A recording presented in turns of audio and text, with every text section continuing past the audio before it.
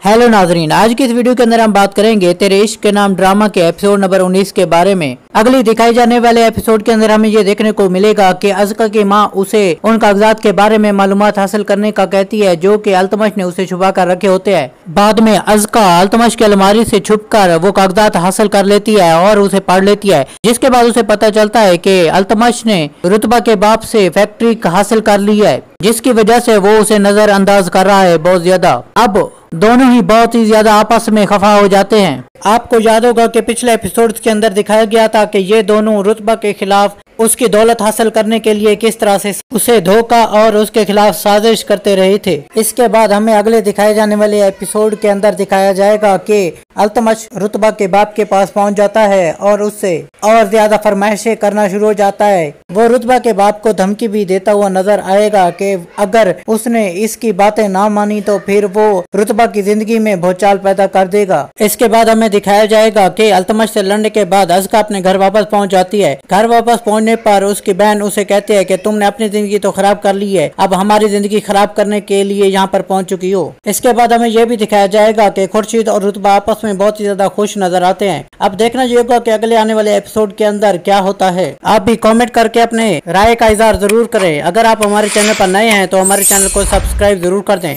शुक्रिया।